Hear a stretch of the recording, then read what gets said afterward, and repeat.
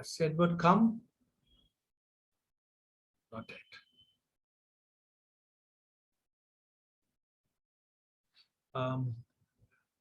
Few other friends have joined. I just wanted to mention that uh, Edward is not yet come, so there's some problem, electricity related. So we are just waiting for him. Dialogue of hi, hello, has he come? Yes, come. Ah, hi, hello, my brother Eddie. Good morning, Professor Edward. Welcome. Good morning. So we start right away. I would like to introduce Professor Edward Joseph Allen. Dear brothers and sisters, Edward Joseph Allen obtained his PhD at the University of Utah in the United States, where he was born and raised. In 1996, he took a position as an assistant professor in the Faculty of Humanities in Lebanon at Notre Dame University, teaching courses in philosophy, history, and religious studies. His long-time association with the Council for Research in Values and Philosophy as its General Secretary and now as its director in the Middle East greatly enriched his appreciation of non-Western, Indian, Chinese, and African philosophical achievements, enabling him to travel and teach extensively in many parts of the world from the year 2000 to the present. He is a consultor on the Pontifical Council for Culture, appointed by Holiness Pope Francis in 2011, and presently holds the endowed chair of religious, cultural, and philosophical studies at his university. He is published widely in his field and holds membership in a number of editorial boards internationally. Welcome, dear brother, Professor Edward. So I'd like to introduce our two brothers in Regional Theology Center in Bangalore, brothers Jesuits, and also a few others, some Muslim friends and some Christian friends, or listening to you. So now you could start, Professor. Maybe you could speak for 40 minutes, and then let's see how things go. Thank you. Thank you, Professor. Unmute and speak.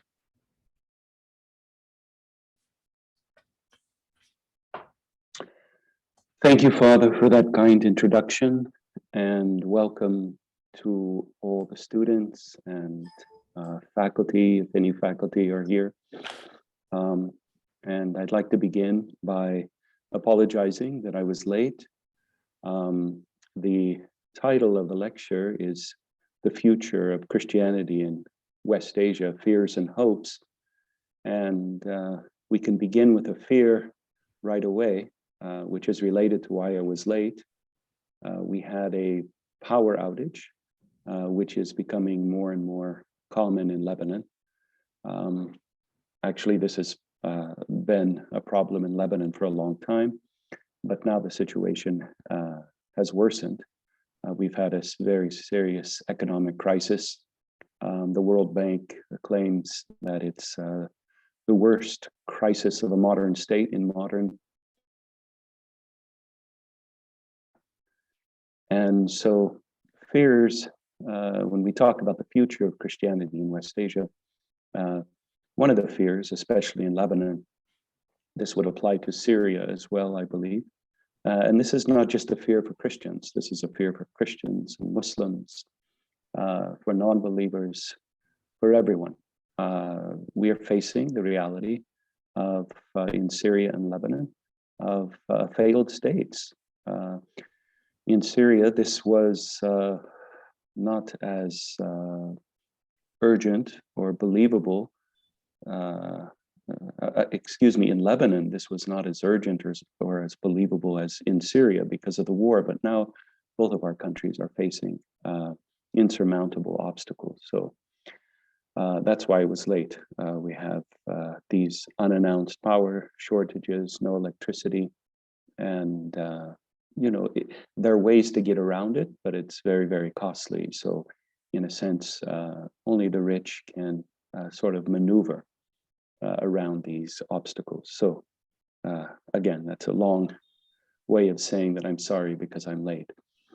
The title of our lecture, The Future of Christianity in West Asia, maybe I could begin by just making a few points about demographic points, okay?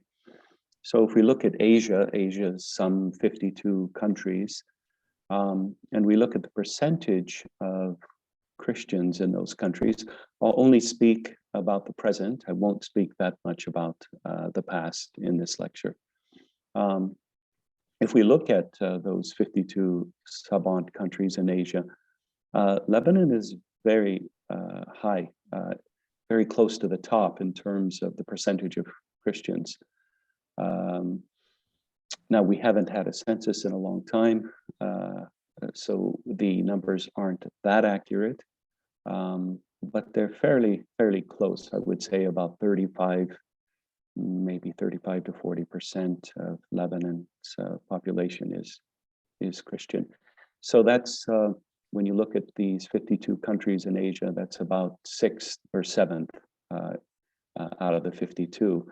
At the very bottom is Saudi Arabia, which is almost 0% of Christians. The very top, of course, you have Armenia, Georgia, the Philippines, East Timor, and then Lebanon comes in around there. So, like I said, 35 to 40%, about 2 million Christians. So that's Asia, the big picture. When we focus in on West Asia, the 12 member states of West Asia, Syria, Lebanon, Jordan, state of Palestine, Oman, UAE, Bahrain, Iraq, Kuwait, and Qatar. When you look at these countries, Lebanon is right at the top by far. So, in Syria, Christianity, well before the war, about in 10% of India, Syria was Christian. Now it's much lower, probably about 1 million or so Christians now in Syria.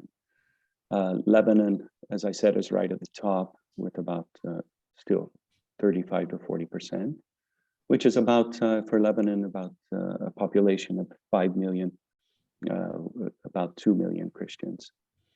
But now with the influx of refugees from Syria, the population of Lebanon is probably closer to 6 million because there are about 1.5 to 2 million refugees in Lebanon. So for a small country, about almost a third of the country are refugees right now.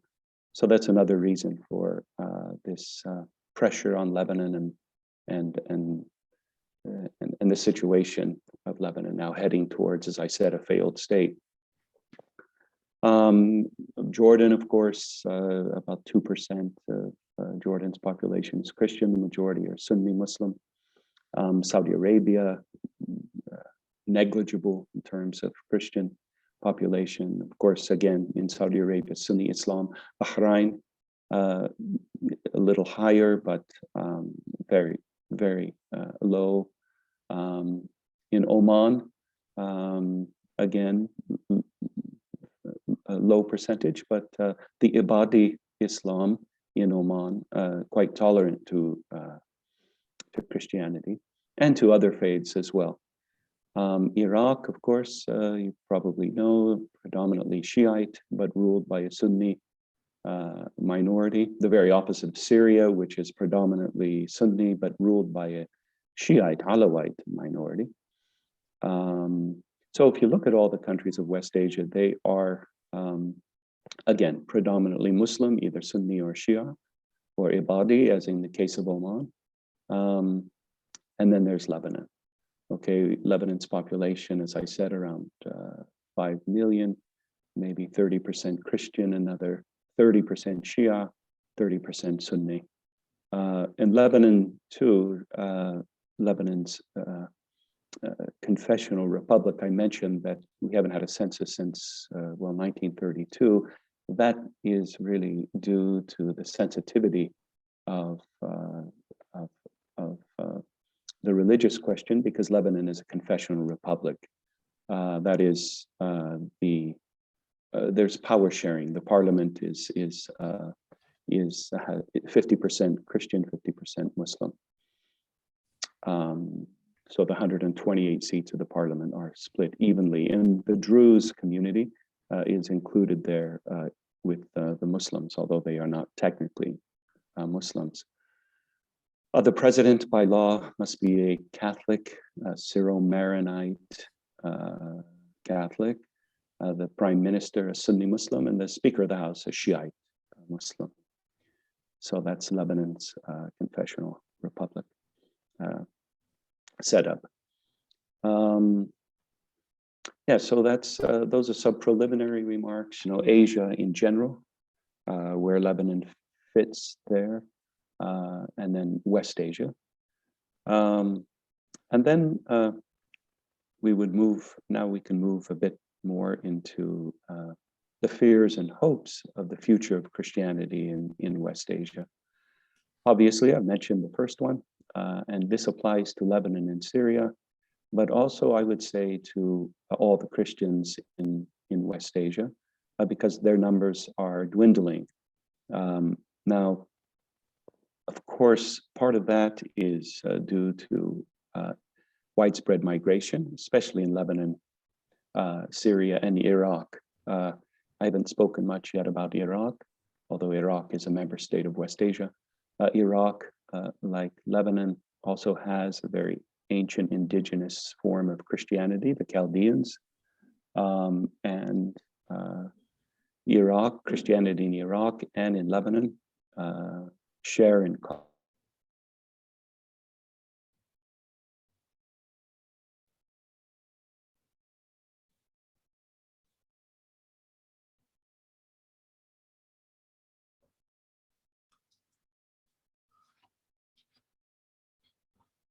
many of you, of course, again, because of the war, like in Syria, has dwindled. Migration percentages way down now. These were very ancient communities. Some of the refugees came to Lebanon, and some of them are still here, but many of them just used Lebanon as a kind of launch pad to go to other countries in Europe or the United States. So that's one of the main reasons, of course, that Christianity, the numbers are down. Also in Lebanon, part of that demographic shift is because, and here, this is a problem that Lebanon shares to some degree with Western Europe, and that is small families, right? So, although this is not as serious a problem in Lebanon as it is in West Europe, where you have, in Italy, Spain, Germany, France, all the Scandinavian countries, a very low birth rate, and of course, in Lebanon, the birth rate among Muslims is much higher, but the difference in Lebanon is not as great as it is in Europe. So with respect to the demographic shift, that's part of the problem in Lebanon, but it's not the main problem as in Western Europe. Because there are still Christian families that are fairly large families. So that's one thing. The other thing, of course, is economic. I mean, many Christians have left Lebanon. They're still leaving.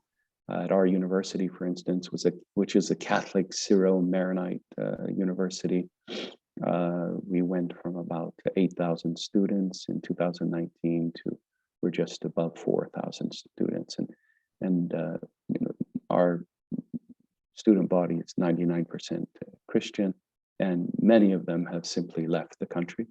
Others can no longer afford the tuition.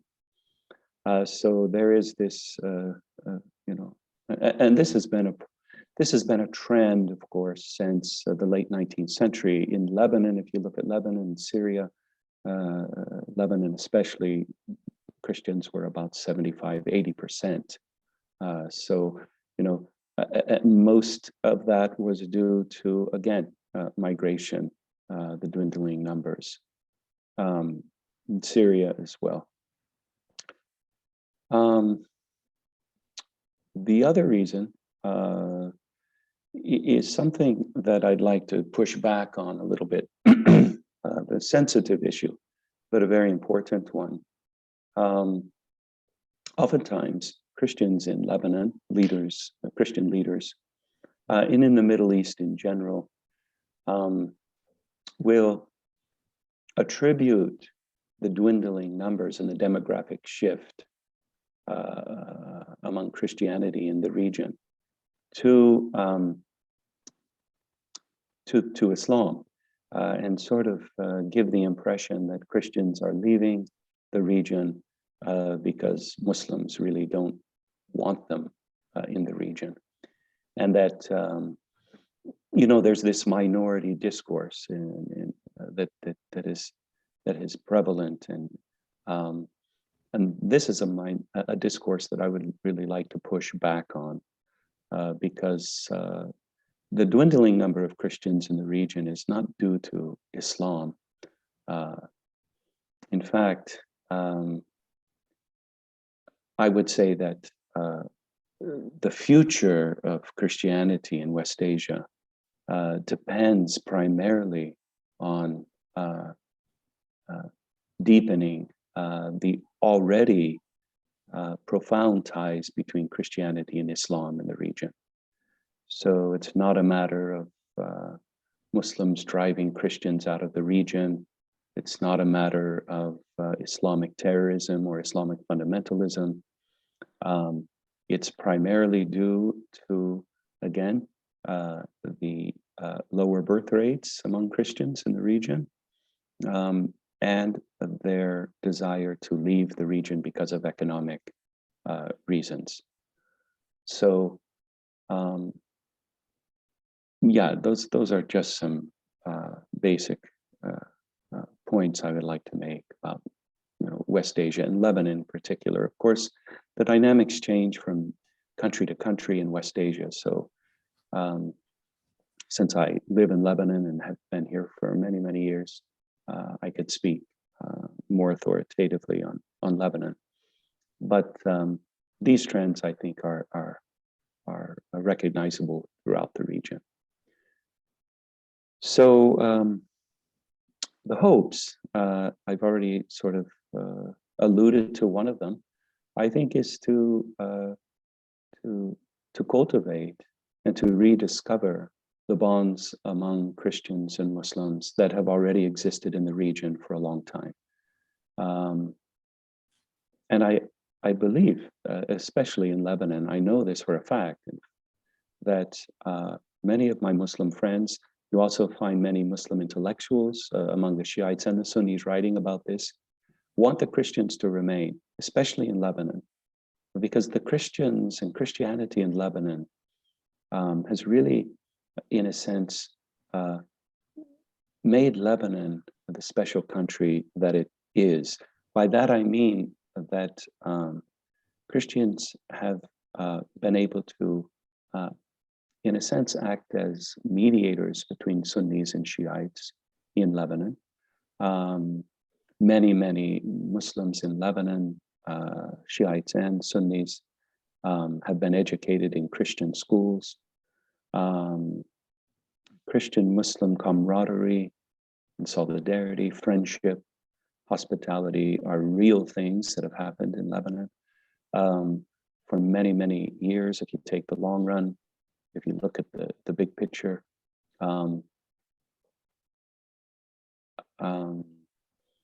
So, in terms of hopes, I think this is one of the key hopes to cultivate these bonds of friendship and love among Christians and Muslims in the region. Lebanon, too, at one time had a very sizable Jewish community. And interestingly enough, at the time of the creation of the modern state of Israel, many of the Jews, Lebanese Jews, indigenous Jews who have lived in Lebanon for thousands of years, did not go to Israel after the establishment of the modern state of Israel. They preferred to live in Lebanon. And the Jews of the region, Iraq, Syria, Egypt, many of them actually came to Lebanon. Lebanon's Jewish population increased after the establishment of the modern state of Israel, because Jews enjoyed a very comfortable life, a life of coexistence with Christians and Muslims. Lebanon was flourishing in those days. It was a tourist center. It was its economy was very strong. And as I said, a real coexistence among Jews, Christians, and Muslims. So actually the Lebanese Jewish population, they were still here even during the war. The war began in 1975. They really didn't leave until the early 80s. Although in 1967, of course, the Arab-Israeli war, there was many Jews started to leave, but they remained in Lebanon with their schools and their cultural activities until the early 80s. Ironically, when Israel invaded Lebanon is when most of the Lebanese Jews finally left. But as I said, they didn't go to Israel. They went primarily to Brazil, New York. They went to the West. And they're still there. And we have had, my colleagues and I, we have a program to try to attract Lebanese Jews back to Lebanon, at least just for visits and to kind of reconnect with their country. So, yeah, in terms of hopes, then it really is this, solidarity, friendship among the Abrahamic religions that will get Lebanon back on the right track. That's the hope. Of course, you may know that John Paul II, 25 years ago, visited Lebanon, 1997 in May, signed a document titled "A New Hope for Lebanon." There was a synod. It was a very important synod. John Paul II wrote perhaps more about Lebanon than he did about his native Poland. He called Lebanon not just a country, but a message with a mission. And Pope Benedict visited 15 years later. This year marks the 10th anniversary of Pope Benedict's visit. He continued that and strengthened that theme and really spelled it out very clearly that the reason Lebanon is more than a country, is a mission, is a message, is because of its Christian, Muslim heritage, because of the way Christians and Muslims have lived together in Lebanon for many, many years. So this coexistence, religious coexistence, and hospitality among the Abrahamic religions is one of the reasons that makes Lebanon such a special place. Pope Francis, as you know, is continuing this in this very spirit in his teachings. You all know, I'm sure, about the document signed in Abu Dhabi in 2019 about the visit of Pope Francis to Iraq in his meeting with top Shiite clerics in 2020. And now, just this week, actually, the Pope has sent a Cardinal Gallagher to Lebanon. He's still here and may have left today to, I believe, begin preparing the visit of Pope Francis to Lebanon. Because he, as Pope Benedict and Pope John Paul II, realized that Lebanon is key as a key country in terms of this Christian-Muslim dialogue, friendship, hospitality, fraternity. So those are the hopes. Now, in terms of what some of us are doing on the ground, I could speak a bit about, if it's appropriate, Father, some of the initiatives that my university and also some of the institutes that I'm involved in, NGOs, the Cedars Institute, for instance, we have a program. It's Muslim Christian Care for Creation.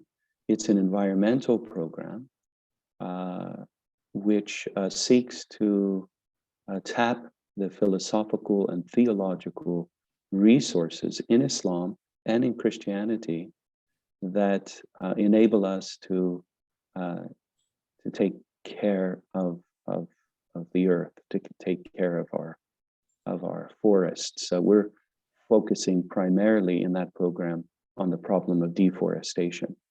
So Lebanon at one time was called the Green Mountain, with all these ancient forests. You're probably aware of the legendary cedars of Lebanon. There are a few reserves left that fortunately the country was able to save. But we really think that looking at sort of putting our hands together and working on a problem like deforestation, and as Christians and Muslims, will strengthen our bonds, and it will also reorient us back to sort of the key problem that is behind the environmental program, behind deforestation, climate change, and that is, we believe, and I think many Muslims believe, that core problem is, as Pope Benedict says, this forgetfulness that the planet is a gift, the forgetfulness of a creator, that there really is a creator, and that creator has given life to us and to the planet as a profound gift, and that this is really a miraculous gift. And once we lose sight of the fact that there really is a creator, then everything else falls apart. So Christians and Muslims, true believers, not just by name, deeply agree on the mystery of creation, the mystery of a creator. And so we in our Cedars Institute are trying to find ordinary Muslims. We're not really working at the high clerical level. Unfortunately, Christian-Muslim relations at that level can be very superficial, and it is in Lebanon. Some priests or patriarchs or clerics, appear on TV together, and they're kind of smile and take pictures and talk about Christian-Muslim solidarity. But when they go home, nothing much happens. It's more of it's political, unfortunately. You have that level, and then you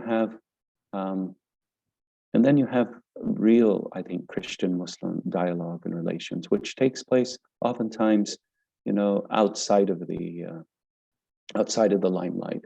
So, there are a few priests, there are a few bishops, there are a few clerics that we work with, but for the most part, it's just ordinary, lay men and women among Christians and Muslims that say we all agree, first of all, on some environmental problem, and we start working on it, and then we start looking deeply at the philosophical and theological resources in our own traditions that will allow us to work together and to really take care of the gift of creation and to take care of one another. So, I asked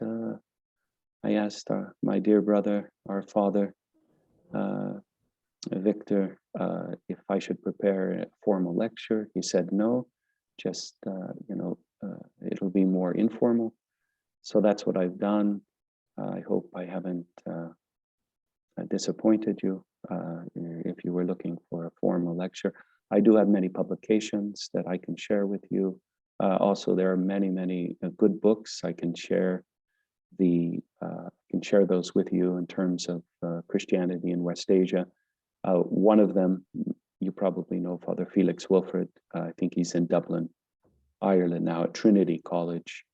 He's written a lot about this. There's Herman Jewell, and there are many very scholarly publications on the future of Christianity in West Asia that I can refer you to.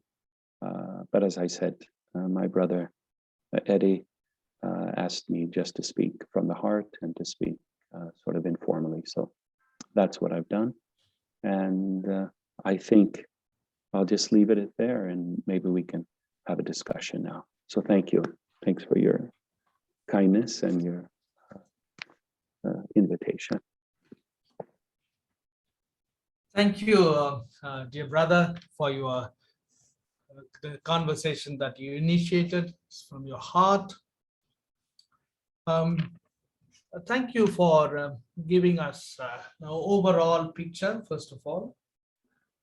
And something which is very important, which in a way gladden our heart, is that to know that generally people keep saying that Christians leave West Asia because of the pressures of Islam, fundamentalism. But there's also another perspective from West Asia itself, a Christian perspective, that there are larger reasons for immigration, more of economic reasons. It's a very complex, not simply, we cannot reduce it to unpleasantness between Christians. And that's something very important. And also you link that with the hope that, Muslims want Christians to remain. That is something very encouraging, especially in the difficult times. And also the cultivating and rediscovering the bonds between Christians and Muslims is something very important for that the hope is pinned on that cultivation and discovery of the bonds that remains between Christians and Muslims, protecting it and nourishing it. That's something beautiful, life-giving. And also another something which gladdened the heart of me, I'm sure others also, that we are the mediators between Shia and Sunni Muslim brothers and sisters. Or the vocation to be peacemakers in general, I would say especially between Shia and Muslim brothers and sisters. That's something very, so it reaffirms that Christians in West Asia has a very important vocation. That's something which is really where I think that solidarity needs keep on working on. That something beautiful. I'm very thankful for that, bringing up that important point. That's why now I can really feel that as the Holy Fathers, Pope Francis, before him John Paul II and Pope Benedict said, Lebanon has a message. It's not something simply said in a vacuum, but they know the situation well. That's why it is a message. It has a message, and it remains a hope for developing more deeper relationship between Christian and Muslims who are true believers, as you said very beautifully, true believers. And also, along with this, Christians have a vocation to be peacemakers. Also, Christians and Muslims together caring for God's creation. That's very beautifully connects with a number of things. So working together for the creation, working together to protect the creation. God, you said the mystery of creation, both Christians and Muslims believe. I was reminded of this two or three verses from the Surah Kaf from the Holy Quran. It says read something like, no, have they not beheld the heaven above them, how we established and adorned it with its unbroken reach, and the earth also we stretched out and set thereupon the mighty hills, where we made every kind of joy-giving things to grow. For inside a sign to every penitent servant, and from heaven we send down the blessed rain, whereby we make the gardens grow, the grain of harvest, tall palm trees are laden with clustered dates, thereby bringing again to life a land that was dead. So really, Christians and Muslims have a great joint occasion to bring about newness, not only in West Asia, for all those. So you have a message, you communicated it beautifully from your heart. I'm very deeply grateful to you, brother. Now the floor is open for some clarifications and questions.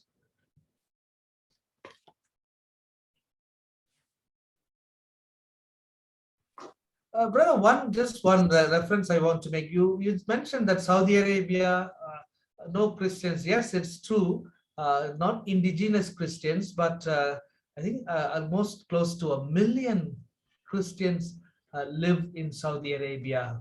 They are from Philippines and India. The working workers, especially nurses, and working in Saudi Arabia. Yeah. Thank you. Now the floor is open for questions. Please feel free to ask any question to Brother Edward.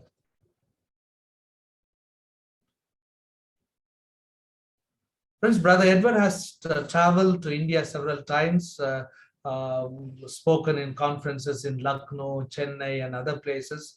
He also studied in depth Dr. Ambedkar. So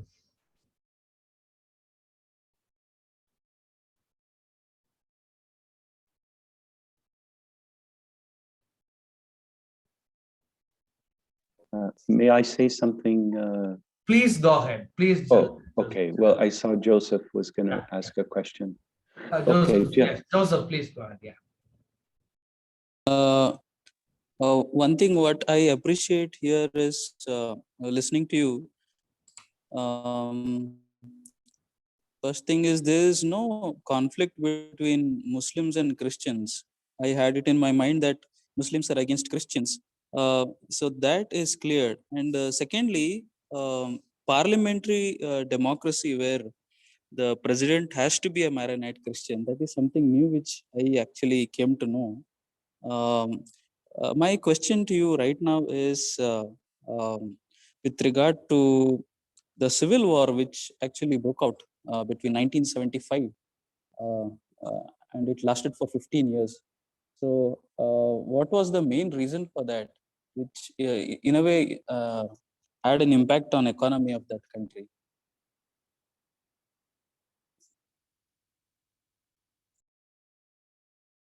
Yes, Joseph, thank you for your question and your comments. Just before I go to that, may I just say a few things? Yes, Father Edwin, thank you, Victor, for making that point about the indigenous Christians in Saudi Arabia. Yeah, and with respect to the indigenous Christians, in Saudi Arabia, there aren't any. Many, as you've mentioned, are from the Philippines and domestic workers. The same is, true in Lebanon. We have quite a few domestic workers from the Philippines and from Ethiopia, and a number of us have tried to sort of, remind the indigenous Christians that these Christians who come to work, even though they have, domestic jobs, sort of labor positions, they're part of the Christian community, and they have a role to play in Lebanon, in Saudi Arabia. And so I'm glad you mentioned that, and that was the first thing. The second thing, the quote from the Quran is very beautiful, and it really touched my heart when you quoted it, and reminded me of one of the Psalms where it says that only God waters the fields, and He alone makes them fruitful. So this is something we're looking at in this initiative, that yes, ultimately it's up to God to water the fields and to let the rain come down. Our job is to cultivate the soil and get it ready so that He can bring fruit. And this is a point of, connection that we can really go deeply into. And it's based in Scripture, the Psalms and the Holy Quran. Yes, Joseph, again, thank you for your question. Look, I don't want to paint a too rosy of a picture or an too idealistic picture in terms of Christian-Muslim friendship, hospitality, solidarity. There has been tension between Christians and Muslims in Lebanon. There have been massacres. There's been bloodshed. The point I was making was that that's not the normal. Those are exceptions, and as horrible as they are, unfortunately, they become the defining characteristic. And that's sort of the trick. That's sort of the delusion and the trick of evil forces. They want us to believe that these exceptional events are what define the reality, and they're not, of course. So there were in Lebanon's long history, in this civil war that you've talked about, 1975 to 1990, there were some Christian-Muslim conflicts that were not at the heart of the war, but that were, that came in and out of the causes of the war at different times for different reasons. But most of the Palestinians who became refugees in Lebanon, most of them were Sunni Muslims, but 10% of them were Christians. And, the desire on the part of the Palestinian Muslims to sort of bring the Lebanese into their cause against the state of Israel, it was certainly one of the causes of the war in 75. But as I said, 10% of those Palestinians who came to Lebanon were Christians, and some of them still remain here. By the way, there are 500,000 Palestinian refugees still living in Lebanon.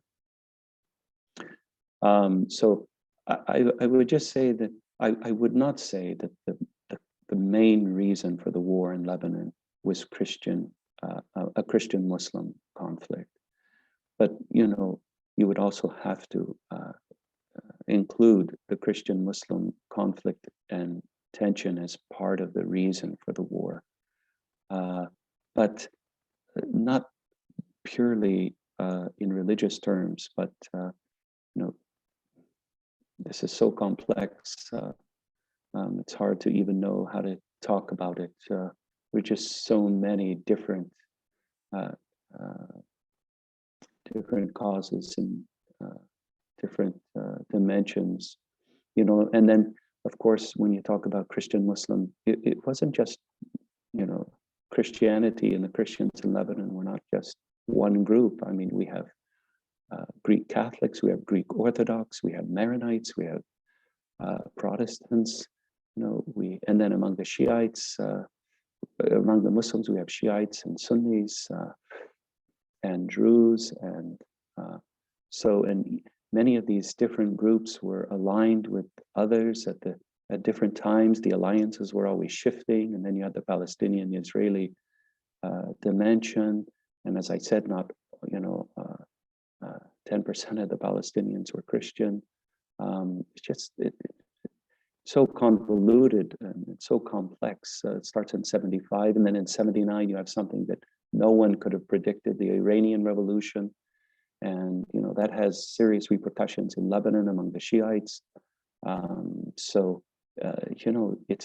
It's a civil war, but it's as all civil wars are so complex, some of the nastiest kinds of wars. But Lebanon's civil war was also regional and global. So, you had Russia, the Soviet Union at the time, involved through Syria. You had the United States involved through Israel. You had the old tension between Saudi Arabia and Iran working its way out among the Shiites and the Sunnis and different Christian groups, even among the Maronites, aligning themselves with either the Shiites or the Sunnis. So extremely convoluted and very difficult to understand. But Joseph, I would say that the main reason, the main cause of the war was not due to a hatred among Christians and Muslims. Let me put it that way. But that hatred and tension among Christians and Muslims, that did show its ugly face and during the war, and it added to the violence and the horror and the illusion. So sorry for that. That answer was kind of all over the place, but it's a very difficult question. Brother Emiliano has a question. Okay. Good morning, Father Victor. I hope that you can hear me. And good morning, Professor Adam. And thank you very much for your broad overview about Christians in West Asia and Lebanon, especially. And I heard your presentation with a lot of attention. And so I would have a couple of questions for you.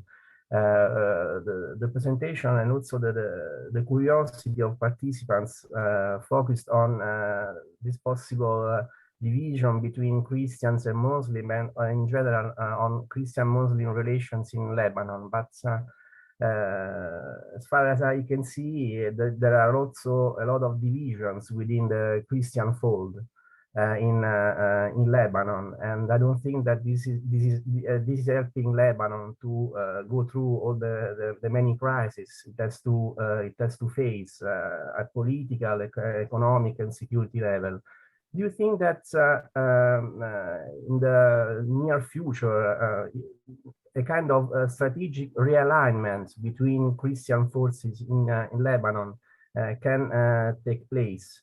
And do you think that there is the room to work for this political realignment between Christian forces that can become a kind of bulk for change? If the Christians bring together their forces, they can also attract all the positive forces in the country as a coalition for change and to give a new hope, a new future for Lebanon. Do you think that there is this possibility concretely?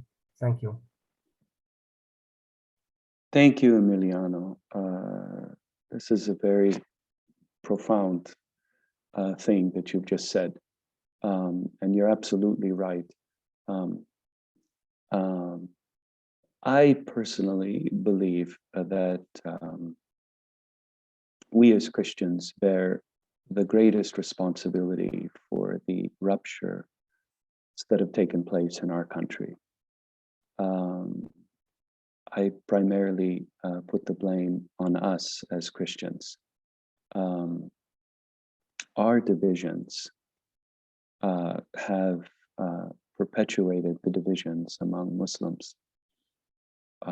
our sins have contributed to the injustices that have taken place in Lebanon.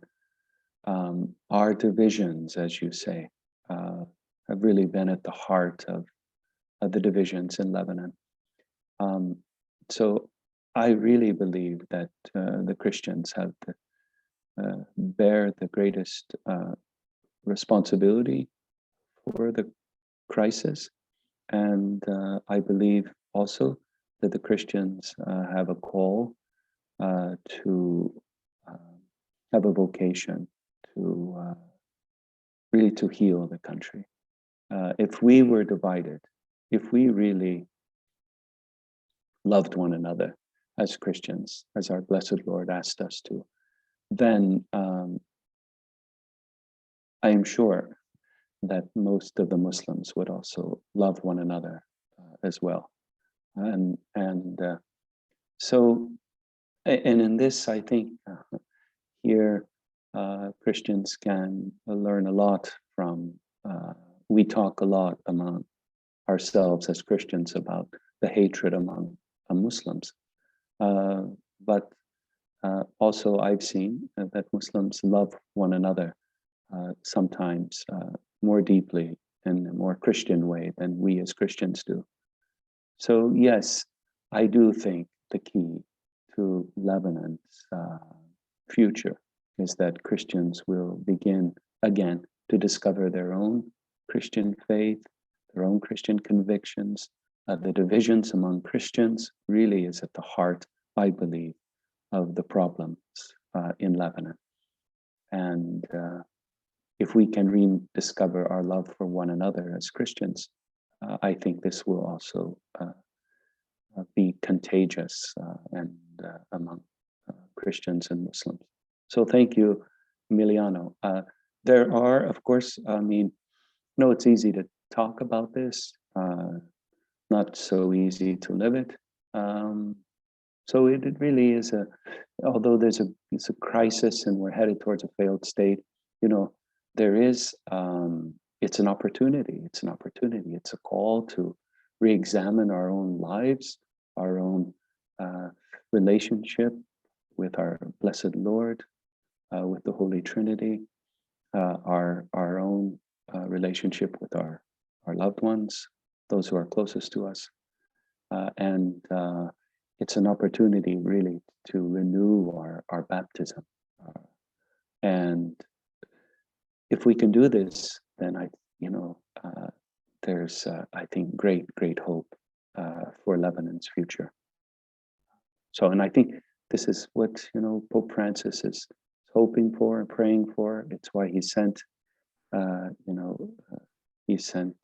Cardinal Gallagher here this week to prepare for his visit. And this has been his message, primarily to the Christians, right? That you really have to love one another. You have to overcome your divisions. Because if we do, Lebanon has really a bright future ahead of it. Thank you so much. Brother, I have a question. Yeah, Paul, go ahead. Yeah. First of all, I would like to thank you for your open sharing with regard to the situation there in West Asia. I was very touched that there is a hope for peaceful coexistence that you spoke about. One question which comes to me with regard to this is this peaceful coexistence. Do you think is it primarily possible because of the common Abrahamic religion that you highlighted in your talk, or also are there other cultural dimensions which could also play a vital role in bringing together to live living in harmony? Maybe also the fundamental value systems also could add to this. Mm-hmm. Yes, thank you, Paul. I think it primarily is this Abrahamic heritage that we share in common. that really is the basis upon which this coexistence has taken place in the past, is still present somehow in pockets here, and will be able to flourish in the future.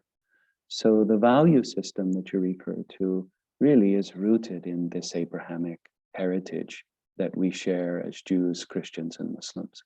So that really is the foundation. And I think it's, it's a universal kind of foundation. I know it's Abrahamic, but the value system of the Abrahamic religions is fundamentally commensurate, I think, with the value systems of all people of goodwill. Even those who might not be, might not have any religious tradition.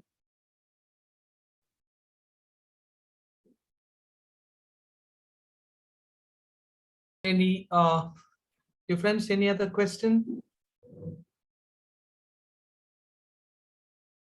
Any comments, any clarification you want to seek? I'd like to quickly introduce Emiliano. Professor Edward, do you know him? Emiliano Stornelli? I do not. I do not. Well, we met once in your office at university, but it was like 3-4 years ago, perhaps. Well, the next time I come back to Lebanon, for sure, I will let you know, and we can. Okay, please forgive me if I could see it doesn't matter. I'm sure you meet so many people coming from abroad. So yes, if you have a picture, Emiliano, maybe. Well, I will send it to you. Right now, it's better not to. Okay. Yes, thank you. In Italy, it's even earlier than Lebanon. So. Oh yeah. Yes. I would like to ask another question, if there is time or possibility. So you also focused on the issue of Christian migration, and which is increasing in the past few years due to the economic crisis and all the other problems. So the Lebanese diaspora in general, not only among Christians. I mean, there are like 80 million Lebanese around the world, and there are much more than the actual population in Lebanon.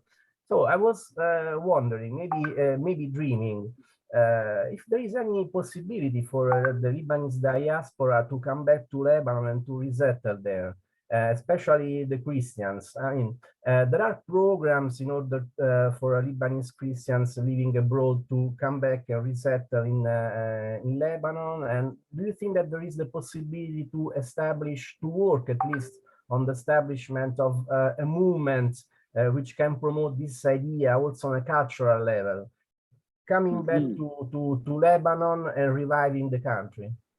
Yes, Emiliano, there have been many projects and programs, and the Lebanese diaspora has really kept Lebanon afloat even during the war. The rate of remissions to Lebanon was the highest in the world. This is one of the reasons behind the economic crisis. The Lebanese diaspora just lost confidence in the Lebanese economy, and really stopped, sending these remissions to Lebanon. And so there was hope. There were many programs that, were geared in this way. But, now with the economic crisis, that has, it's come to a stop, come to a halt. And I would say that not only the Lebanese diaspora among the Christians, but also many of the Muslims who left will never come back to Lebanon. I mean, they've established themselves in the West. Lebanon is moving towards a failed state. The way they can help now, the way they have helped is by, economically supporting Lebanon. That still takes place, but nothing like before. As I said, Lebanon had the highest remission rate in the world before the crisis. even during the war, the Lebanese diaspora were, keeping Lebanon afloat. But now all that's changed. So I don't see it happening in the near future. Maybe in later, but I don't really see it happening, Emiliano, unfortunately. Thank you so much, Professor. Sure.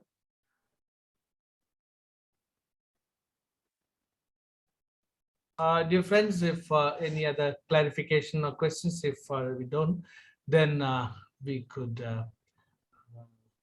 conclude the session. May I request Scholastic Joseph to propose a vote of thanks.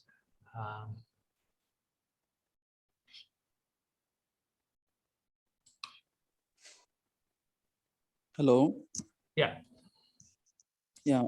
May I take this opportunity to thank Brother Edward Alam, who actually gave a bird's eye view of what is happening in West Asia, and also concretely speaking about Lebanon and chances of dialogue and how Muslims and Christians could be together and so on. This has really broadened our perspective and also has added to our knowledge. On behalf of Father Victor Edwin and all the staff, I extend my thank you to you, Edward Alam. Thank you, Joseph. God bless you. Thank you. Thank you, brother. Thank you, Eddie. Yes, Thank yes. you, my brother. So thanks for also for Arun Kumar. Arun, yes. Arun is secretary for secretariat in the faith, the service of faith in South Asia, Jesuit secretary. So he's a close collaborator and we work together. I greatly appreciate Arun's support and encouragement that made this program possible. And also Emiliano is a good collaborator and friend of ours in Christian-Muslim relations. So his presence and his clarification questions are very helpful. Thank you so much, Emiliano. Thanks to you, Brother Victor. Thank you so much. And also Father Arun invited a number of others, a few of them attended. So thanks to them, their interest in joining conversations. So more and more positive conversations that build people, build communities, connect communities, connect people is something wonderful. Thank you one and all. Yeah, Thank you, brother. Victor, Thank you. Yes. Can all the participants put on their video so that we just click a photo? Jerry, Joseph, Gerald, can you click a photo? Since you are the host. Jerry, can you hear me? Yeah. Just a minute. Yeah. So Professor Emiliano, everybody can switch on your video so that we can.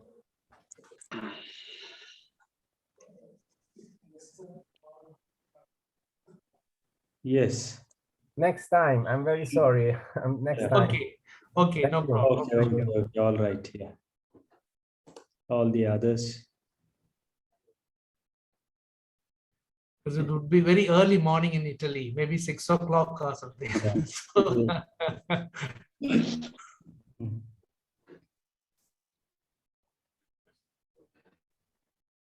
Jerry, are you able to click? Switched on. It's okay. Yeah. Whoever has switched on. Yes. Okay. Yes, Father. Done. Yeah. Okay.